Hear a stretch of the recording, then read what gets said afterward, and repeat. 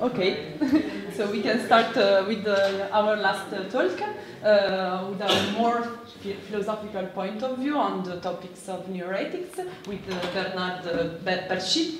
And he obtained his PhD in philosophy at the University of Geneva, and then he has been professor of bioethics at the University of Geneva and at the Institut Éthique Histoire Humanitaire until 2014. He also played an important role as the president of the Swiss Philosophy Society, and he has been also involved in many ethical committees, such as at the University of Grenoble and also at the INSERM. So enjoy his talk.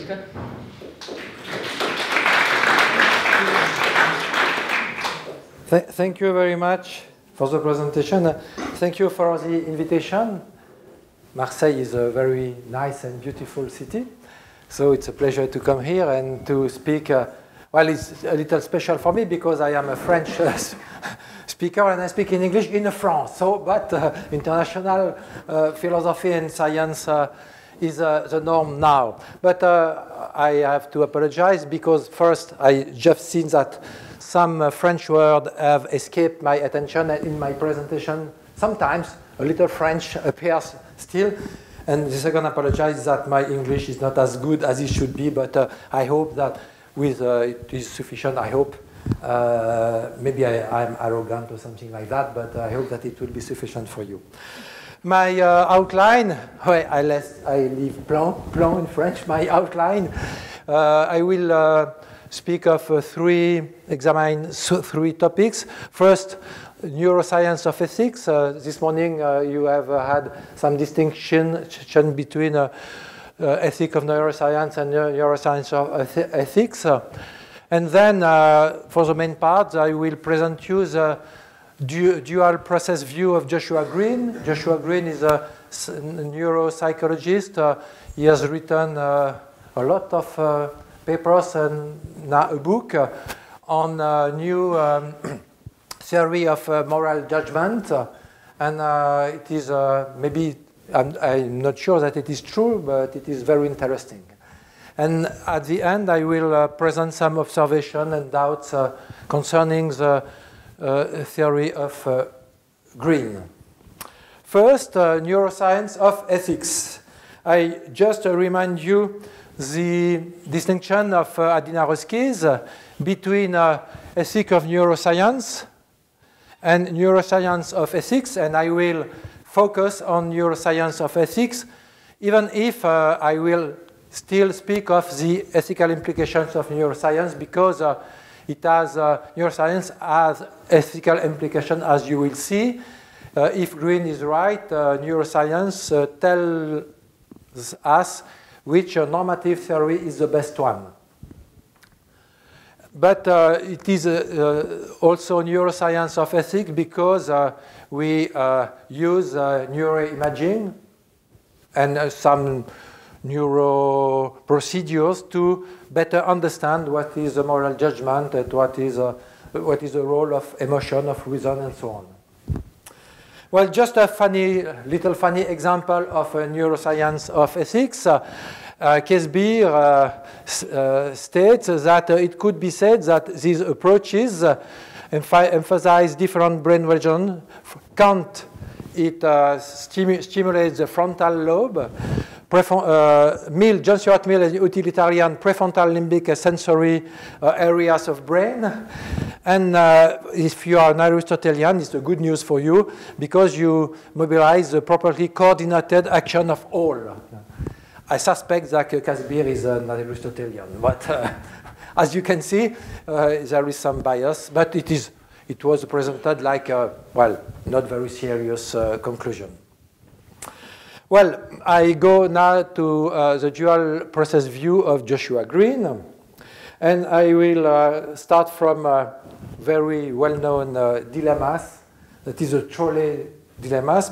Probably you know them, you know the different version of the trolley, but I will quickly speak of them because if you don't know this dilemma, it will be difficult to understand the rest of the argument. I take the dilemma from Mark Hauser.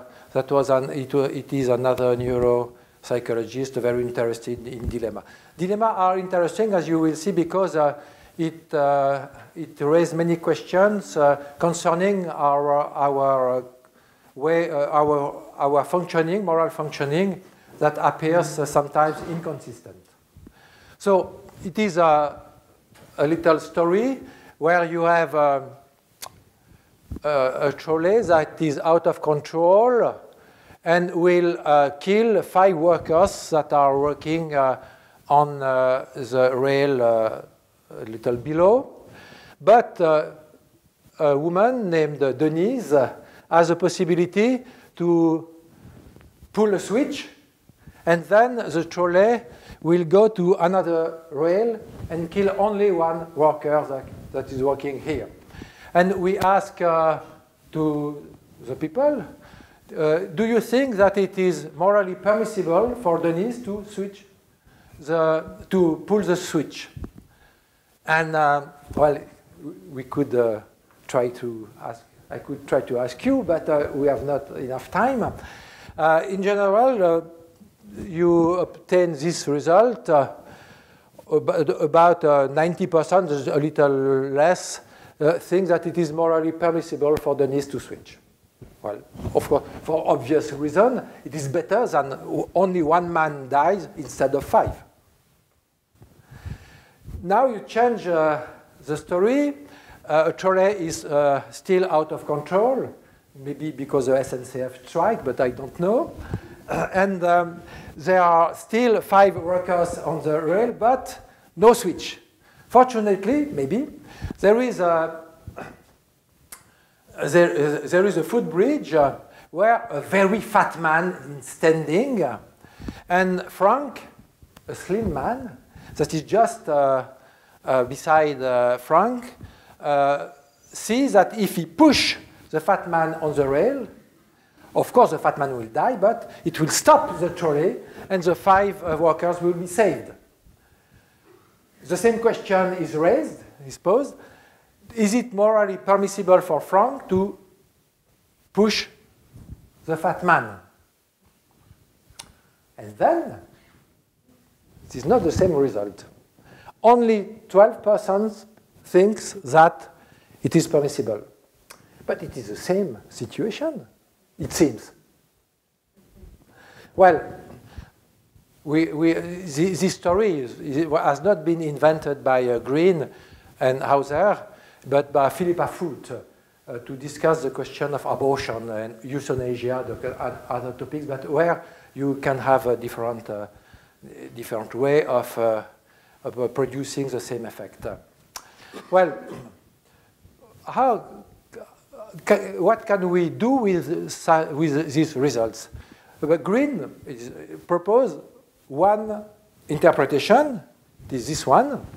We hypothesize that the thought of pushing someone to his death is an up-close and personal manner. I have a contact with him and I push him, as in the footbridge dilemma, is more emotionally salient than the thought of bringing about similar consequences in a more impersonal way, e.g. by hitting a switch. We propose that this difference in emotional response explains why people respond so differently to these 2 cases. So, when emotions are mobilized, well, we are very reluctant to cause a harm. But when our emotions are mute or less aroused, well, we have not the same problem, and we can make a calculus more coldly, maybe more rationally, probably. And that's the interpretation on the psychological level, emotion versus reason, in a sense. A very old debate, even in the ancient times, between the Stoics and the Aristotelians. We had such debate. What is the role of emotions in our moral judgment? But so, I let the historical problem aside. We have sometimes emotions that refrain from aggression, and sometimes we can calculate and take a more maybe rational decision. That's the first level. Second level is that Green thinks that it has a more general moral lesson and says that some view on some very classical and important view on ethics are better than others. And he says, it will be clear later, that is, people tend toward consequentialism in the case in which the emotional is low, and tend toward deontology in the case in which the emotional response is high. Maybe it's not very clear for you, but I will explain after. Consequentialism is a theory, like utilitarianism, that counts the consequences of our actions. It is better than only one man dies instead of 5. The consequences are better or the less worse consequence is that. Deontology or deontologism or some theory of rights says that some things are absolutely forbidden, even if the consequences are good. For instance, you do not have the right to torture a terrorist, even if by torturing him you could spare 20 human lives because he has put a bomb somewhere.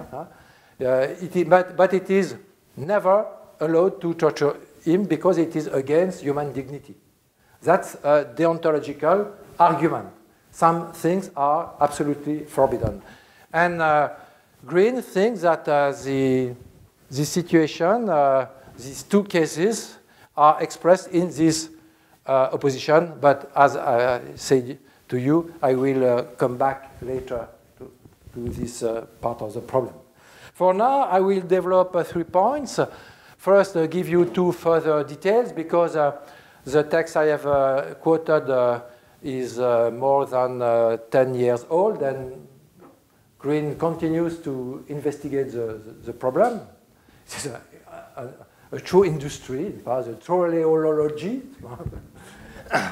And then some empirical confirmation of the power of emotions, and consequentialism versus deontology. First, 2 further data. First detail, confirmation. If you ask, is it morally permissible for Denise to turn the train, as you know, there is 85% people that say yes. But if we ask the question, do you think that it is permissible for you to switch? Well, it is not so important, because you have only 65% of persons that say that do not act, that say they will act. So the personal dimension seems effectively to be important. We do not judge in a purely impersonal way. It is important if we are personally implicated in that. Think also if the only person is something of your family, a friend of you, of course, it will change, of course. So emotions play an important role in this. Secondly, Green has shown that it is not only the personal character of the situation that is important, but what is triggering the emotions is a physical strength and intentional character. As he says, why is it, he asks, that the combined presence of personal force and intention pushes our moral buttons? That is, our emotions. The codependence of these factors suggests a system of moral judgment that operates over an integrated representation of goals and personal force, representations such as goals within the reach of muscle force. In a general sense, this suggests a mechanism of moral judgment that is a species of embodied cognition. One natural source of such embodied goal representations is system of action planning that coordinates the application of personal force to objects to achieve goal states for those specific objects. A putative subsystem of moral judgment monitoring such action plans might operate by rejecting any plan that entails harm as a goal state to be achieved through the direct application of personal force. So, to use intentionally your personal force to cause a harm is the cause of an emotion that tends to stop your action. And for green, it has good evolutionary reasons because for a long, long time we had only the opportunity to harm someone at short distance. Now, of course, it's not the same, as you know. Well, so this is not, as I said, this is not only the personal character of the situation, but it is not sufficient. You must use your force and act intentionally, and in these cases, something blocks the action. The second thing to note is the power of emotions. There is just an example. There exist a lot of dilemmas when we ask a person what they should do in very dire, tragic situations. And we can see that the answer are something very difficult to have. Here is an example of the crying baby dilemma. It's a scenario in which you are asked to imagine that you are part of a group that is hiding from enemy soldiers who will kill you all if they find you. Your baby starts to cry, and you must decide whether to smother the child so that the soldiers do not hear it and find your group. The dilemma specifies that if they do find you, the soldier will kill the baby along with the rest of the group. Well, a situation, impossible emotional situation, of course, especially if it is your baby. And people take a relatively long time to reply to this crying baby dilemma. And of course, because if you reflect only purely rationally, well, you have to kill the baby because he will be killed, necessarily be killed. But as it is said that you must kill your baby yourself, well, we have an emotional response that does not allow us to act, of course. It has still good evolutionary reasons not to kill his own babies, of course. Well, but if emotions are very potent motivators and act for a very great importance in our judgments, Greens does not think that we have to be pure rational creatures. He even thinks that it is not possible. But he thinks that there exists a diversity of different emotions, that some emotions are in tune with reason and other antagonistic with them in certain situations. He says, I am not claiming that consequentialist judgment, that is a rational judgment, is emotionless.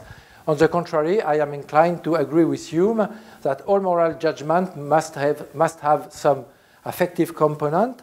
I suspect that the consequentialist's weighting of harms and benefits is an emotional process, that is altruism, benevolence, and so on.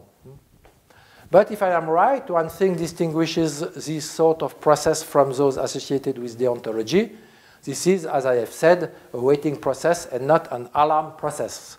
When I refrain from pushing the fat man, my emotion is an alarm process that says to me, stop, don't act. Contrariwise, when I reflect on the number of victims, of course, I am emotionally aroused.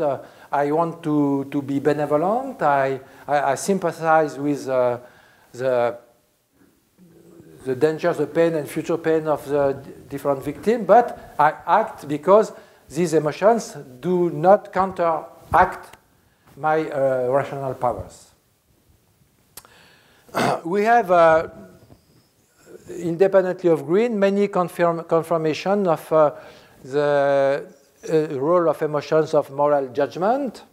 Well, in history, I think there is only one philosophical school that thought that emotions should be eradicated because they are always bad counselors. It is the Stoics.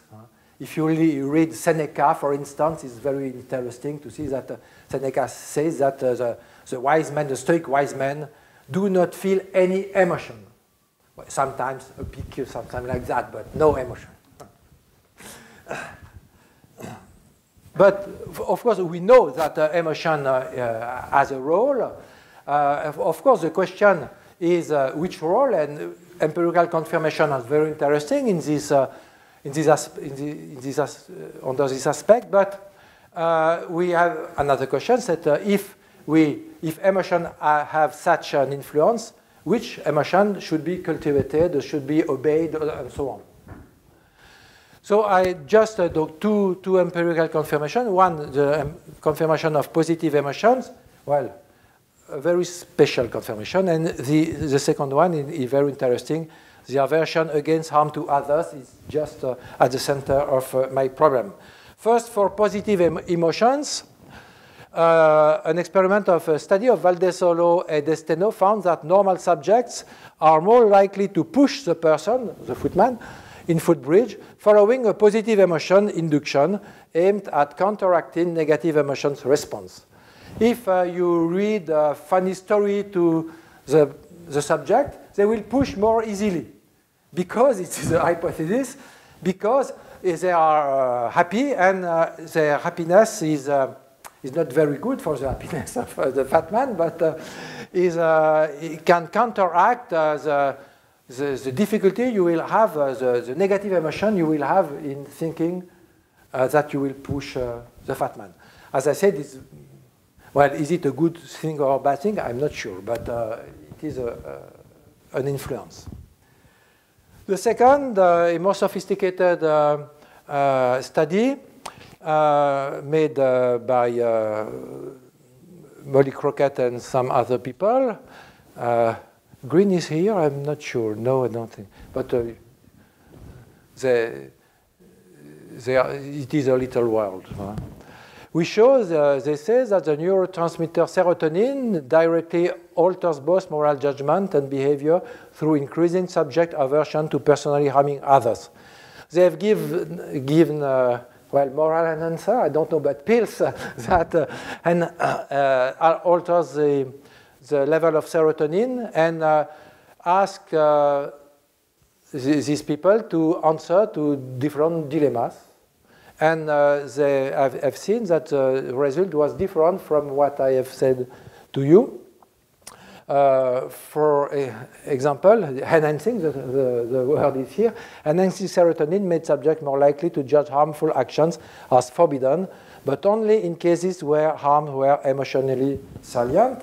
Here are two graphics for the result. If at the left, you can see that in the personal dilemmas, the person in black that have taken the pill, citalopram, think that it is more acceptable to push. No, it is less. It is less acceptable to push the fat man. And on the right, it is another experiment. It's an ultimatum game. In this game, I give you a sum of money, maybe 100 euro, and you will keep it, but on one condition, you must transfer a part of this sum to your neighbor, and your neighbor must accept. So if you transfer to less, he will not accept. If you say to him, oh, I can give you 1 euro, do you accept? And I keep for me 99. he will refuse. So in general, you must offer 30 euros. That's a good deal. But if you, for a person that have taken citalopram, accept less, because it's an explanation, because they say to themselves, if I refuse the 10 euros, it will be sad. I don't want him to be sad, so I accept even less fair offers. So here too, the lesson is dubious, because in a sense, of course, emotions modulate your decision, but it makes you more averse to do harm. But in the same time, the price to pay is that you accept unfair offers. What is the lesson of morality? I don't know. But what is true is that the modulation of emotions change our moral judgments. Well, now I come to the consequentialism versus deontology. For Green, the two answers, to push the switch or and not to push the fat man, reveals that two different processes are working in us. There is first what has been named System 1 by Tversky and Kahneman. System 1, that is a system based on alarm emotions, rather automatic. We don't have to reflect. We don't want to push the fat man. And that is aimed as this norm, do not harm. And we have another process 2, another way of functioning, that is mobilized when we are in difficult situations, that try to promote the greatest good, and for that calculate what is the best consequences. Greens use the metaphor of a camera. On a camera, you have two modes: an automatic mode for people that are not professional, and manual mode. And usually, in the automatic mode, everything is ready. You have only to press the button. But sometimes, when the light is not so good and so on, you have better to pass on the manual mode, and then to determine yourself the different parameter to take a picture. So, for Green, in normal situation, the automatic mode is sufficient and very efficient. But sometimes, in difficult situations, we have it does not give the right answer, and it's better if we resort to the manual mode where we calculate. And for him, consequentialism and utilitarianism are philosophical views based on manual mode. Whereas automatic mode is a characteristic of deontology and Kantism. Well, it's rather funny because Kant was a Stoic. He was against emotions and for rationality. And so Green knows very well that. He speaks of the secret of Kant's joke. Because Kant thought that he was fighting for more rationality, but in fact he was relying on emotions. That's the interpretation of Green. Fortunately, there is not a lot of philosophers in this room. It's better for Green, I think. Well, but it's not very difficult to understand. If it explains why we give two different answers to the different version of the Trolley Dilemma. In the case of the switch, we are on the manual mode in the case of the fat man on the automatic one. Okay. But we can ask the question, why is it better to use the manual mode rather than the automatic one? Of course, with the camera, we understand why, but from the moral point of view. And the answer is that the manual mode, the automatic mode, relies on characteristics that are not morally relevant, like physical strength. Physical force has nothing to do with morality. So if we don't act because we have to use physical force, that's not a good moral reason.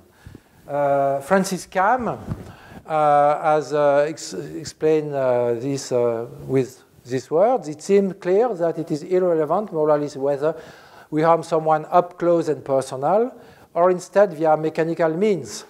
Suppose the ontological responses were reactions to such a morally irrelevant factor. Then Green argues the ontological philosophers attempt to justify intuitive judgments about constraints by pointing to other seemingly morally relevant factors amount to mere confabulation or rationalization. So the ontological philosophers say that you should not push the fat man. For Green thinks that he has shown that the true reason is that they don't want to use personal force. But if you read Kant, you will never find this argument. Of course, you will find a rational argument like the following. You have not the right to instrumentalize one person by pushing him and so on. But for Green, that's not a true philosophical argument. That's only rationalization. You are looking for a reason after having given the answer. Or it is sometimes confabulation. You are an imaginative philosopher. For a continental philosopher, maybe it's frequent, but no. So, but I think it is rather easy to understand. And in fact, we have many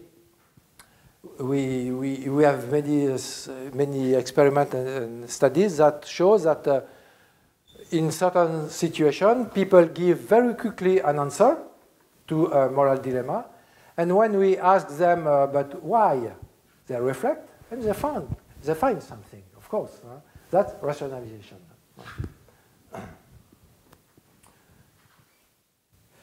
Well, for Green, so you have, it is almost the same scheme. Reason prevails or emotion prevails, and you have consequentialism, deontology, with rationalization, and usually rigid interdictions too. So, you know, if Green is right, neuroscience have given to philosophers a proof that Kantism and deontologism is not a good moral theory. Contrariwise, utilitarianism and consequentialism are a good moral theory. So we have we discussed the question for centuries, but now we know, thanks to science, who is right, who is not right.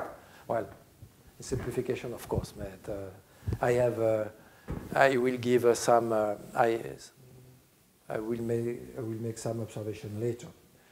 In summary, for Greens, this view can be summarized in these 6 statements. Emotions are motivating, no action without emotion. A morally correct motivation is impossible without emotions. However, some emotions motivate our actions in an incorrect manner on an ethical level. Only emotions based on morally relevant factors motivate our actions in a morally correct manner. Emotions motivating us in the footbridge are based on morally irrelevant factors. Consequently, they are morally not correct. The only morally relevant factor is in the Trolley Dilemma is the number of lives saved, that is the consequentialist norm. And he tried to generalize this conclusion to our moral life in general. It does not mean that Green thinks that we should never resort to the manual mode. Quite the contrary. He says in his last book, if you don't feel that it's wrong to push the man off the footbridge, there is something wrong with you. I too feel that this is wrong, and I doubt that I could actually bring myself to push. And I am glad that I'm like this. What's more, in the real world, not pushing would almost certainly be the right decision. But if someone with the best of intentions were to master the will to push the man off the footbridge, knowing for sure that it would save 5 lives, and knowing for sure that there was no better alternative, I would approve of this action, although I might be suspicious of the person who chose to perform it. Well, rather difficult situation for human beings. But we are the upshot of centuries of evolution, as evolution is not a rational agent. I have nevertheless, excuse me. I have nevertheless some observation and doubts.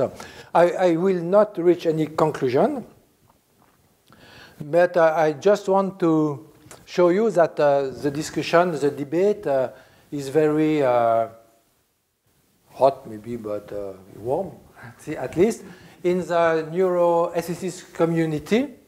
And it is a very good example, in my opinion, to the interplay between science and philosophy, ethics and science.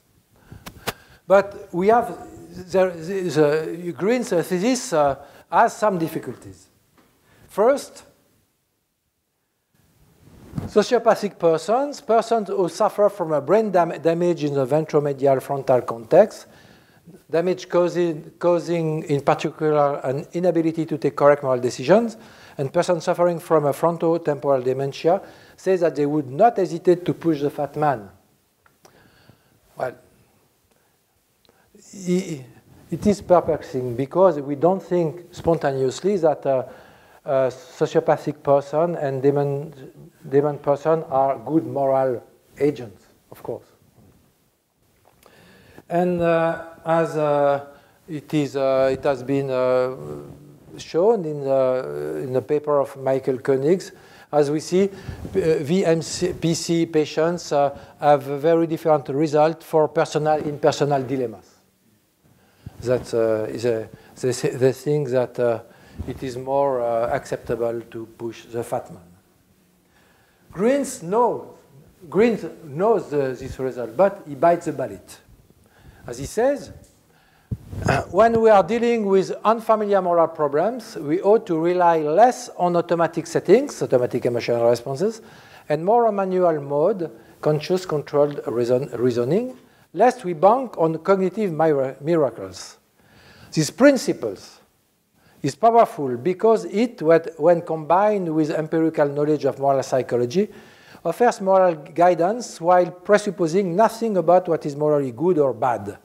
A corollary of the NCMP is that we should expect certain pathological individuals, VMPFC patients, psychopaths, alexithymics, to make better decisions than healthy people in some cases.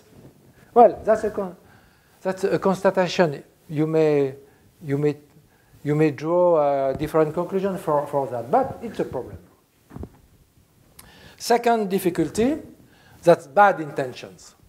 VMPC patients who push the fat man do not correctly appreciate bad intentions because they do not cause in themselves morally appropriate emotions, notably empathy. However, intentions are central for morality. If you are unable to assess correctly intentions, it is difficult to make correct moral judgments. And it is the case with VMPC patients. As another experiment has shown, we have 5 scenarios of a woman, Grace, that gives sugar to his friend, but the sugar is sometimes poison, and sometimes the friend dies or not. Grace thinks the powder is sugar. It is sugar. Her friend is fine. Or Grace thinks the powder is sugar. It is toxic. Her friend dies. Grace wants to kill her friend. She has a bad intention. Grace thinks the powder is toxic. It is sugar. Her friend is fine. And Grace thinks the powder is toxic. It is toxic. Her friend dies. Usually, we will think that the worst scenario is, well, the worst is when Grace thinks the powder is toxic, it is toxic, etc. But if we have to compare the this one and this one, we usually think that this one is worse because Grace, well, I made a mistake before. Depending on the scenario, Grace do not want to kill her friend. But we think that if Grace has the intention to kill her friend, it is morally worse than if she kills her without any bad intention. But for the MPC patient, this is the reverse. They think that only that the result is more important than the intention. And that's a problem. Third, well, I think that I will summarize it. Reaction times. If Greens is right, the deontological person should give more quick answers because they don't reflect. And utilitarian answers presuppose reflection, so they should be more longer. Not so quick. But it's not true. It's not true. The results are not exactly like that. The results are mixed, but well, I skip it. Other difficulties, Mark Hauser is not the only one, has devised other version of the trolley problem. Ned can action the switch, but the fat man is on the track, but it will stop the train. So Ned action, but it has not to push. And in the fourth, it is the same, except that the man is not fat, but there is a heavy object on the rail that will stop the train. And if Hauser thinks that if Greens were right, the answer in these two scenarios should be the same, because it is the action of pulling a switch. But it's not the case. It's not the case. You have a difference. Hauser found a difference. Greens, I've repeated the experience. He found no difference. So difficult to draw a conclusion. But I skip it too, so it's just to say that. Right. And the last point, but I will only mention it. That is the question of heuristics. Heuristics are like habits. They are procedures of decision that we use automatically.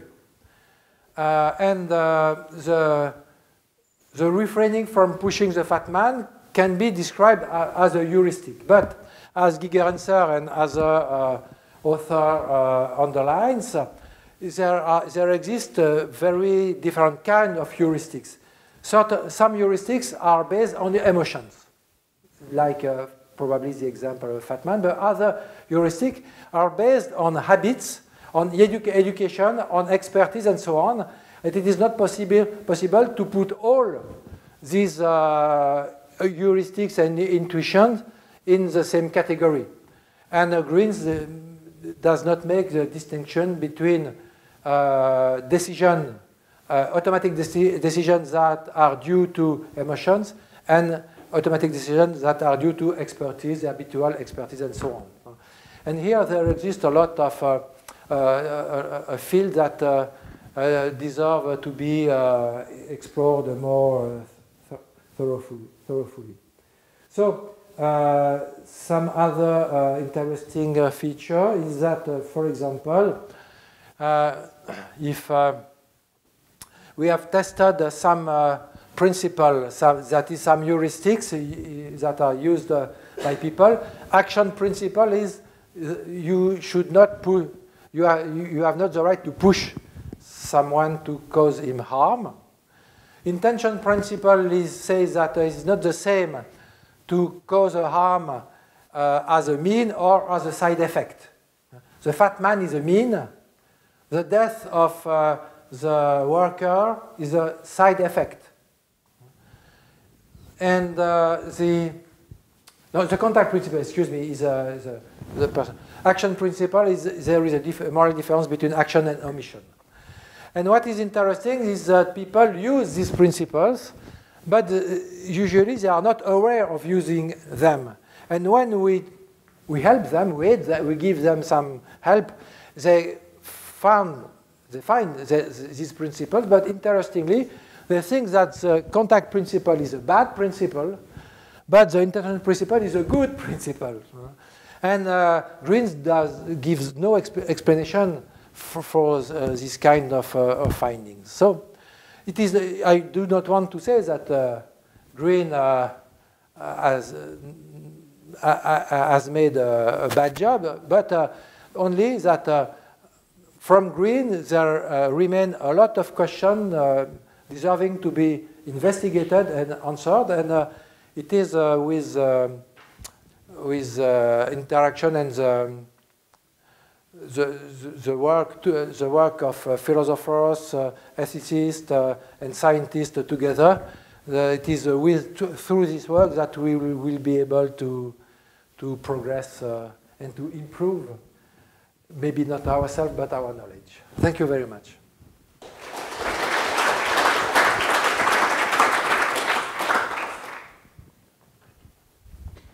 Thank you for your talk. And yeah, if there are any questions.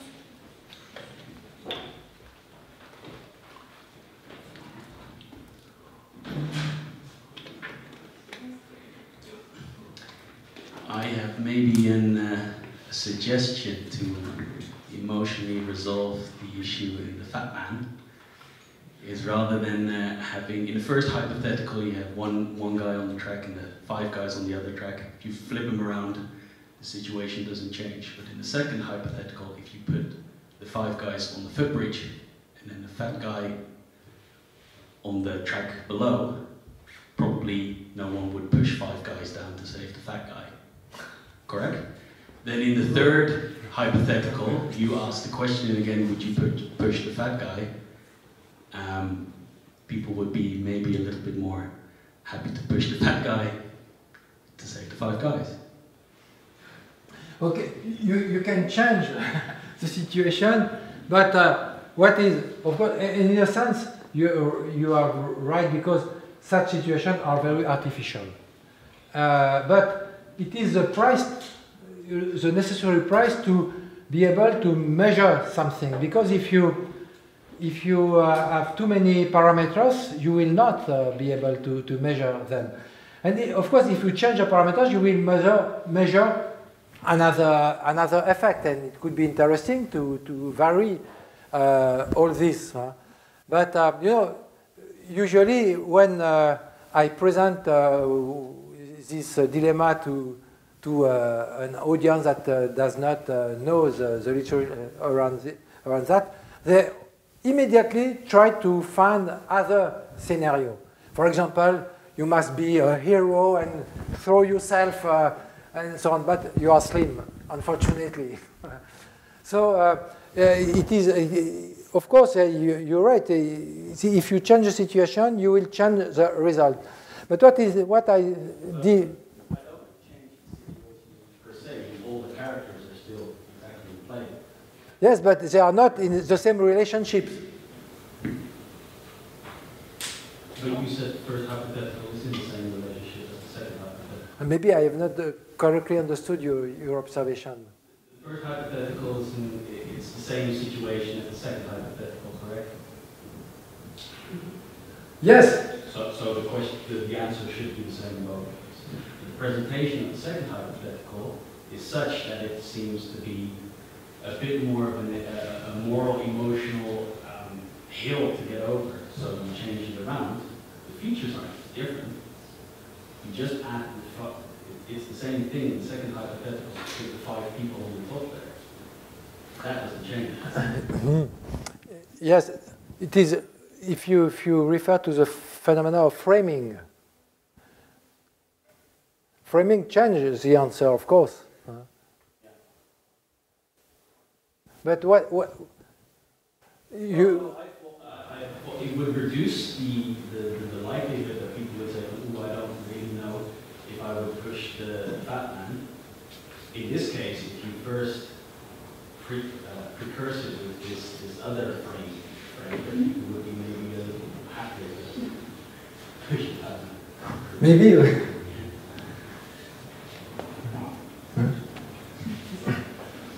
Any other proposal? Just another Who is issue that is speaking? not considered. When you have to push the fat man, you're not sure it will stop the train. I mean, how can you be sure? Of course. It's the same with the baby. I mean, if you're the father of the baby, that's one point that you have to consider. I mean, probably the emotion will bias your judgment so that you might think that I might have a chance that my baby, when he cries, will not bring the soldiers. You're completely right. In the different scenarios, there exists a different uncertainty. And maybe we consciously or unconsciously take it into account.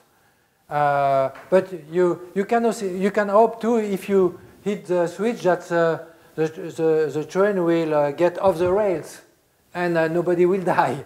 So there is uncertainties. The gist of these experiments, these thought experiments in a sense, is to test one point. And the difficulty is to ask the right question. But it's compounding both. I mean, uncertainty and emotion are compounded. Yes, there can be a confound. There can be a bias. Of course, that is possible. Well,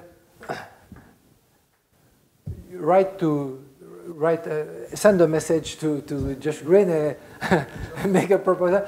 Now I have no idea how to cancel the effect, the possible effect of uncertainty. Maybe it is possible. I mean, maybe like the switch is more reliable because we know it's a mechanism that is meant for, and so we would bet more on the switch rather than pushing the. I mean, I don't know. Emotions could be just biasing our estimation of uncertainty. Maybe. The train is definitely going to stop a truck pretty fast. Right? So you say that definitely, then definitely, you know. It's written. Then you still may be a bit of crap now. I have to push the guy. However, if I have to push 5 small guys, not just 75, I can get another. So then that's your answer for the first time. You already started the debate. Well, I give you a subject of discussion for the weekend. So, thank you for a very interesting talk. If I followed, it seemed to me that in your discussion of Green and in your criticism of him, you seem to jump between both a descriptive level, as in what do people do when they make moral decisions, and a proscriptive level, as in when you invoke Kant and the other ones. And in the, if I was going to be clear, your criticism of Green is saying that's not how people make moral decisions, or that a moral philosophy based on Green's perspective is immoral, is wrong. I wasn't very clear. Yeah. If you're critiquing on a descriptive or a proscriptive. Green is aware of the problem, but he thinks, and I agree with him, that you should have an empirical basis even to your normative discourse, because our norms are made for human beings like you and me, and so our psychology must be taken into account. But he tried to buttress his normative theory on descriptive well, what it is very classical, on a certain view of human nature in all terms. Human beings are wired in so and so. Consequently, certain norms based on desires, on needs, and so on, are better than other. Isn't that committed a naturalistic fallacy? Well, but personally, I don't think that a naturalistic fallacy is a fallacy. It depends how you understand it. But the fact that you base your normative or discourse on value on certain human characteristics, human or depend in the past divine characteristics and so on, everybody has ever made that. Even Hume based his ethics on sympathy. That is human emotions. But the problem, I think the problem of the naturalistic fallacy is not a problem of the relation between fact and values, but between a direct tie between facts and value, as if the values or norms were emerging spontaneously from different facts. But so Green thinks that he has put a finger on interesting features of human nature that explain why we are sometimes deontologists and sometimes utilitarists. And he gives, well, it's a normative argument that some considerations are not morally relevant. For instance, it could be contested. For instance, personal force is not morally relevant. Maybe Nietzsche would not agree with that. So there is a normative moment somewhere, of course. My critique is my observations are on the empirical level. Green says that we function so and so, and I say, well, not quite. No, it's more complicated. You must take another feature into account. Yeah, for the essential point. Yeah.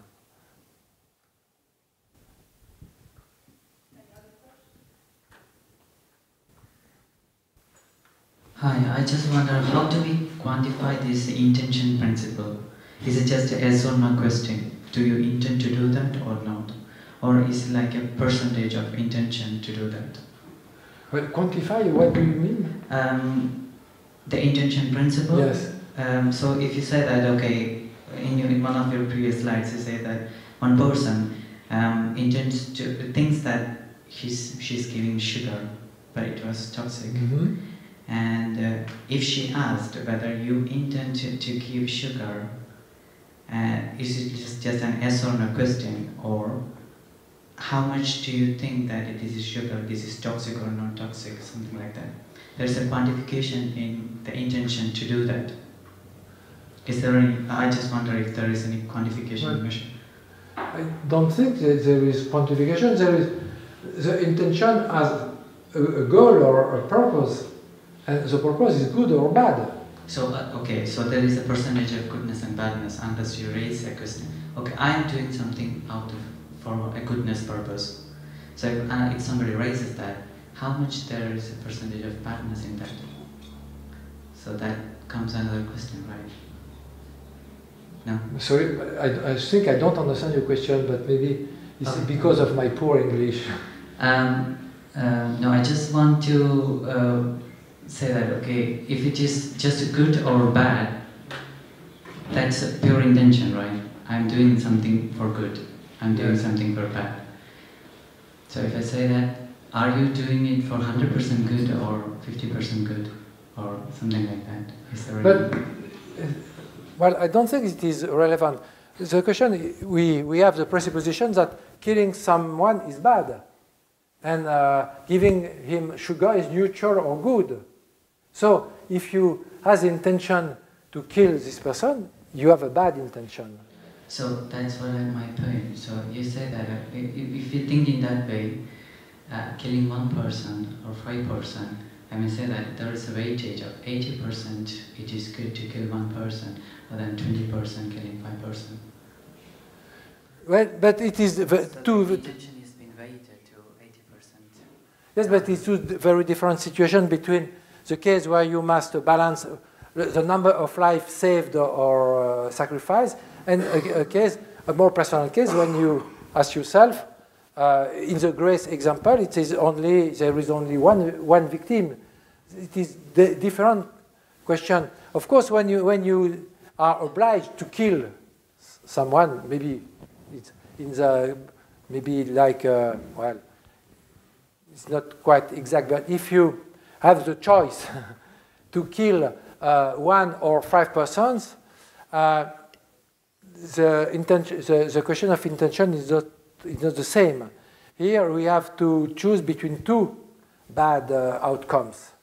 And we could say that a good intention is, for example, for a consequentialist, a good intention is the intention to save most people or to sacrifice a less number of people.